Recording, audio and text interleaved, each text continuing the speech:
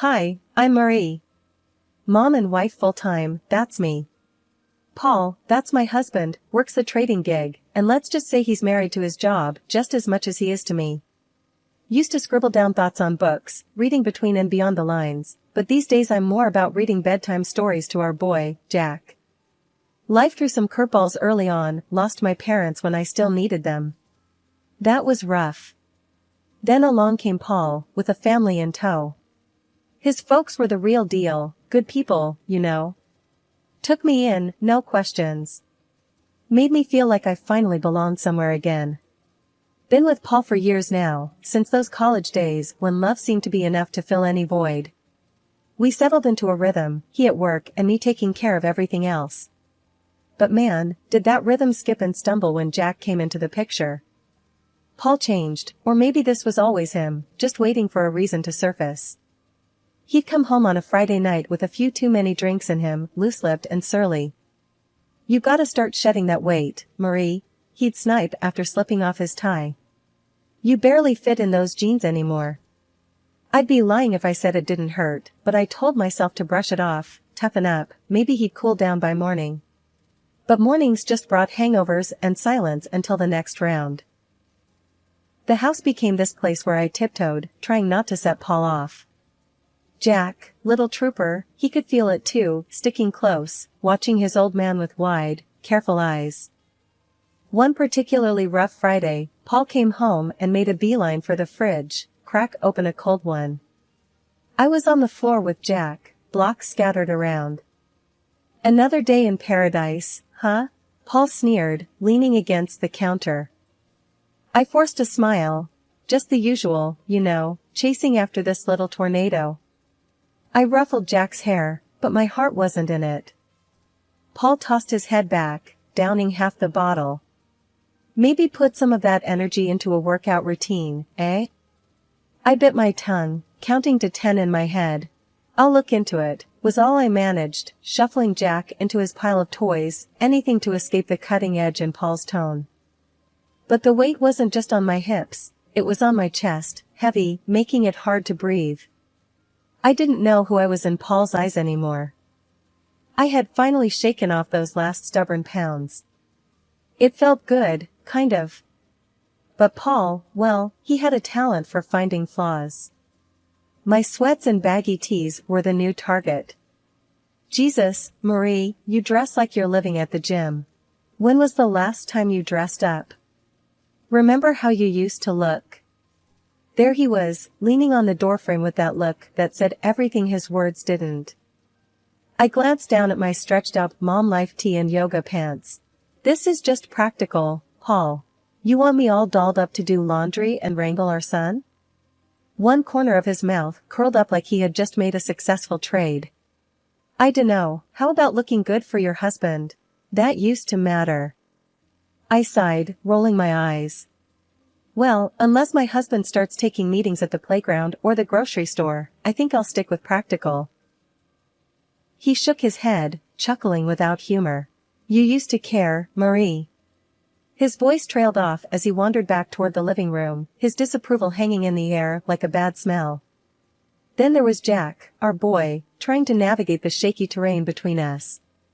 I was teaching him please and thank you, thinking manners mattered. Paul caught a bit of our lesson one afternoon and scoffed. "Look at you, teaching him to be Mr. Manners. You want him to get trampled on?" "Manners are important, Paul. It's about respect," I said, trying to keep my voice even. "Respect is earned, not politeness the least," he shot back. "He needs to toughen up, not be some please pushover." Then the whole freeloader thing started. One night, Paul came home, tie askew, looking like he had won and lost the same fight. "Nice day?" he asked, sarcasm heavy as he glanced around what I'd come to see as our minefield of a home. I put down Jack's toy and braced for what was coming. "Just the same, dealing with tantrums and spills. How was work?" Paul's laugh was short and sharp. "Work? Oh, it was just dandy, supporting a parasite." My cheeks burned. "Excuse me?" My voice was a little too loud. Jack's eyes flitted from me to Paul, sensing the shift. A parasite, Marie. I work, you play house, he said, each word pointed and heavy. That's the thanks I get? I am raising our child, Paul. Your child. That's work. That's vital, I said, my voice rising now, too. Jack started fussing then, picking up on the tension. I swept him up into my arms, trying to shield him from the fallout. Paul had a knack for knowing when he'd pushed too far, and his next words were more measured. Marie, I go out there and deal with sharks all day. Come home, and what? I don't know, something different. I can't be your one-man show, Paul, I said softly, trying to defuse the bomb that our marriage had become. I'm here, juggling a million things for us, for Jack. We looked at each other then, really looked, and I wondered if he saw the plea in my eyes. The help me, back me up, be with me that I felt screaming inside. But he turned away, the finality of his silence telling me that no, he didn't see. He didn't want to. One day, the disrespect boiled over. Jack scrunched up his little face and called me a name, a real zinger. He got it from Paul. You're just a lazy bum, he had hurled at me, his tiny voice bitter and angry. I felt like I'd been slapped. What? Jack, no, you can't say that, I stumbled, shocked. He folded his arms, stubborn as his dad. Dad says it, so can I. That was the last straw. When Paul got home, I was waiting, steaming like a forgotten kettle. You know what your son called me today? I laid into him without waiting for an answer. Paul dropped his keys on the counter and chuckled, clearly not seeing the line had been crossed. What did he say? The truth? He tossed his words over his shoulder as he walked to the fridge, his casualness like acid on my skin. Is that funny to you? I was shouting now, my usual restraint snapped tight as a dry twig. Your son is calling me names. Paul leaned against the kitchen counter, beer in hand, a smirk blooming on his face. Oh, come on, Marie. Kid's gotta learn to stand his ground. I was staring at him, hands balled into fists. By disrespecting his mother? He shrugged, a lazy lift of his shoulders that sent me teetering on the edge. You're too soft on him. Look, he's getting some spine. Spine? My voice shot up another octave. He's learning to be just like you. Paul grinned and ruffled Jack's hair. Ain't that right, champ? I turned to Jack, who was looking at us with eyes that were too old for his face. Jack, listen to me. What you said to me this morning was wrong. You can't talk to people like that. Jack's chin jutted out, defiant and stubborn. But Dad. I don't care what Dad says, you listen to your mom. I cut him off, my heart thudding like a drum. I was desperate for him not to follow in Paul's footsteps. But Paul wasn't letting it go. The boy's gotta learn to speak up. World's not gonna hand him anything. You keep coddling him, he'll end up. I get it, all right? I get it.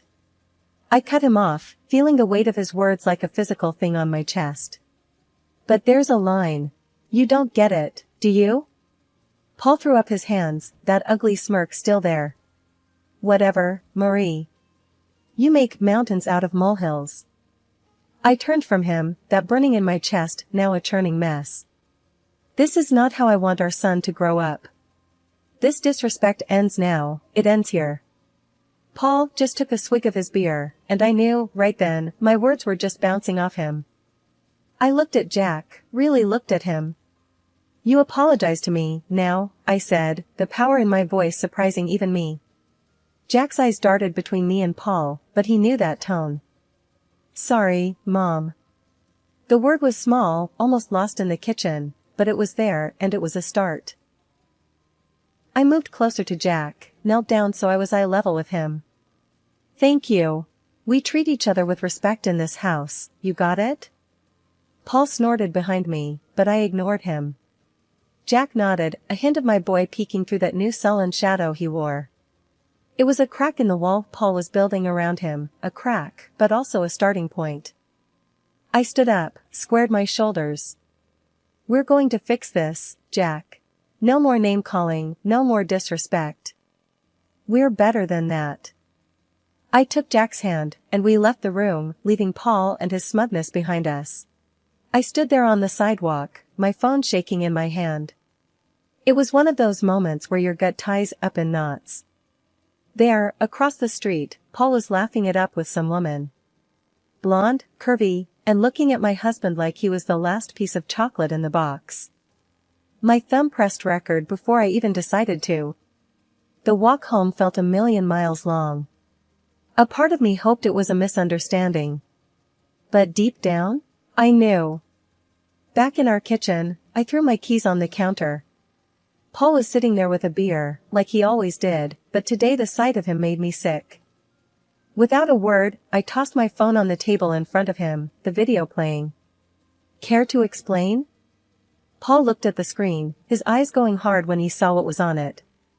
He muted it, placed it calmly on the counter, and then looked straight at me.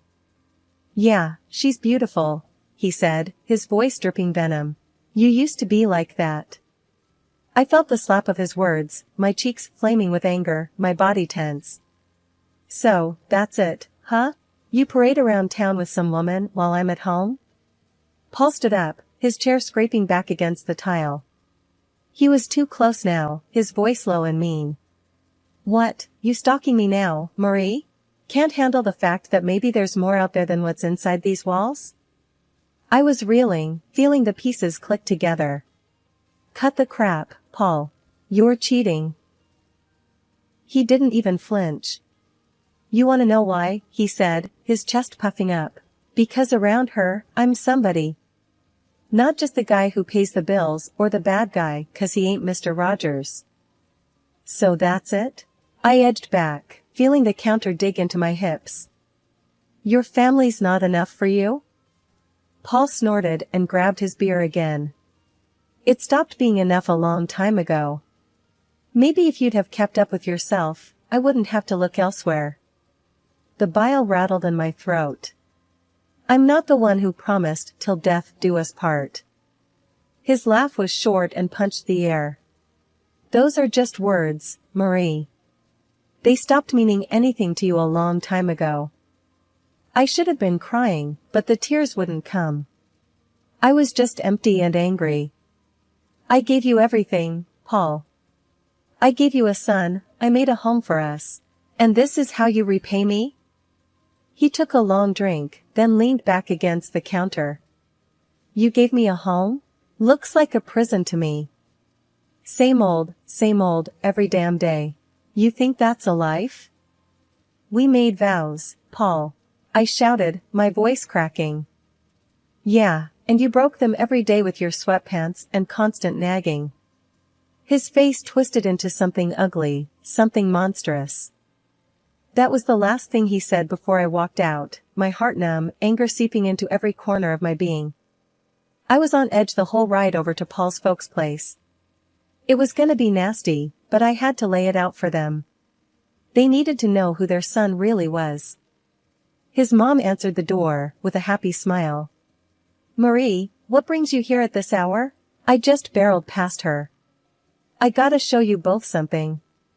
Once his dad came in, I played them the video straight up. His mom gasped, her hand flying to cover her mouth. His dad, red-faced and looking like he'd rather be anywhere else, he barked at me, Paul's gotta stop this nonsense now. And like that, all hell broke loose. That night back at our place, Paul kicked off as soon as I walked in. You had to drag my parents into this, didn't ya? His voice was loaded, ready to fire. Yeah, well someone's got to. I shot back, my nerves steel. He was a storm brewing. With a step towards me, his hand raised, but he didn't get far. You're bad. Jack's voice cut through, strong and braver than any of us. Paul stopped stone cold. Paul's hand dropped, and his mask slipped a second, shock in his eyes. But then he hardened up again, cold as steel. I want you out, he said, spitting the words like they were sour. Take the kid and go. So we went. With Jack's hand in mine, I didn't look back. Bags thrown in the back of the car, we headed for the city, miles of road unwinding like my thoughts. The luxury house was something else, my unexpected inheritance. 2 stories, white columns, and a porch you could throw a party on, all waiting in another city, away from everything that had gone wrong. None of my folks, not even a whisker of Paul or his clan, had ever set eyes on it. When we pulled up to this grand house, Jack's face pressed to the window, eyes as wide as the moon. "Is this a castle?" His voice was a whisper, almost lost in the vastness of it all. "Something like that," I said, a laugh escaping me for the first time in. I couldn't even remember. We stepped into that house, our new beginning. It was silent, save for the echo of our footsteps on the marble floors, bouncing off the high ceilings crowned with crystal chandeliers. The furniture was swanky, left behind by folks I wish had lasted a lifetime longer. I plopped down on a couch soft as clouds, and finally, Jack's laughter filled the rooms. The sound of it was more luxurious than anything else in this place. We explored room after room, Jack running ahead like he was leading a parade. Each new door opened to a room grander than the last. "I call the biggest one," he declared, claiming a bedroom that overlooked a garden already blooming with the promise of spring. Laying him down to bed that night, the day finally caught up with me. My eyes burned with the tiredness of it all, but looking around at the high ceilings, the gold trimming catching moonlight, I knew we were worlds away from where we started. Sitting there, in the quiet of a room too nice for today's shadows, I whispered into the darkness, "We made it, kiddo." Life in the big house slowly shed the shadows of the past. Jack's giggles filled the halls more than the echoes of old fears. Most days, it felt like we had always been there, just the 2 of us, in our new safe haven. The house, with its silent strength, was keeping the world at bay until the day Paul showed up, uninvited and unwelcome. He was at the door in a storm of anger. I opened it and there he was, looking like trouble had followed him around. "You can't just disappear with my son, Marie." I leaned against the door frame, unfazed. "He's my son too. And I didn't disappear. I moved on." Paul's scowl deepened. He glanced around, taking in the opulence of the place with wide, disbelieving eyes. "How can you afford this? I know you don't make this kind of dough." I had to bite the inside of my cheek to keep from smiling. "Well, turns out I had a little left over each month. Who knew?" He raised an eyebrow, a sly accusation in his gaze. "And I'm struggling to cover rent for that old place by myself. It's damn near impossible now that they jacked up the price." I shook my head. He always was good at playing the martyr. "That's not my problem anymore, Paul. I've been using my own savings to cover the gap in the rent for years. Savings that, thank God, I don't need to bleed dry for that house anymore." The greed in his eyes flared up like wildfire. "What, and you're living here in luxury while I—" "Stop right there," I cut in. "This isn't your concern. This," I motioned to the grand house behind me, "is mine. Mine and Jack's." Paul took a step forward, but I didn't back down. "Look, I came here to fix things. I'm saying I forgive you for all this, sneaking around." His audacity almost knocked the wind out of me, but I had a little surprise that would put the brakes on his charade. From behind the door, I pulled out the divorce papers and slapped them into his chest. "And here's what I'm saying. We're done." He looked as if I'd slapped him with a physical hand, his face twisting through confusion, rage, and then settling on calculating desperation. "You can't do this. What about Jack?" I stood taller, my resolve like iron. "I'm doing it for Jack. He doesn't need this chaos you bring. Sign the papers, Paul. It's over." He glanced from the papers to me, then back again, his posture deflating slightly. "You'll regret this. You can't make it alone." "That's where you're wrong." I smiled, not from humor but from a deep-seated confidence. "I'm already making it, and without you, we're doing more than just fine. We're thriving." With a shake of his head, Paul looked like he wanted to say more, but he didn't. Instead, he turned on his heel and strode away, clutching the papers like they were a snake that could bite. Once he was gone, the house seemed to exhale with me. I closed the door gently, turning back to the life I had fought so hard for. Life had a way of tossing stuff at you, hard and fast. It was Thursday, the kind of day that should have been easy, but it wasn't. We shirked dinner for a bit, setting up ramps out of old books and watching the Lego car stupidly do flips and land upside down. Jack's laugh was infectious, the sort that wiped clean the worry lines off my face. His enthusiasm was a reminder that amid all the crap, there was still good, simple, unadulterated good. Then it came, a banging on the door that made my stomach drop and my face lose all its motherly warmth. Paul had a knack for bad timing and worse entrances. I pulled the door open and there he was, looking like he'd just come from a bar fight or lost a bet. "Paul, what's up?" He scowled, that usual look he gets when he thinks the world owes him. "So, this the high life?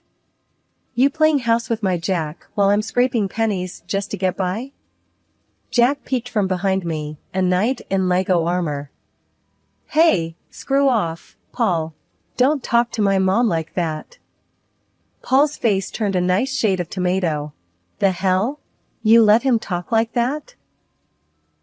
I stood there, hands on hips. "He's expressing himself. Something I should have done with you a long time ago." Jack came out from behind me, all fierce. "Yeah, get lost. My mom, my rules." Paul's anger was something else, a storm that had nowhere to go. "You think you're smart, huh? Talking to your old man like that?" Jack squared his shoulders, a small David to Paul's Goliath. "Don't gotta think. I know it. Mom knows it." Paul opened his mouth, but nothing came out. There was Jack, staring him down, waiting. This was no place for Paul anymore, no place for his bluster and noise. After a tense moment, Paul shook his head, muttered something under his breath and stormed off the porch.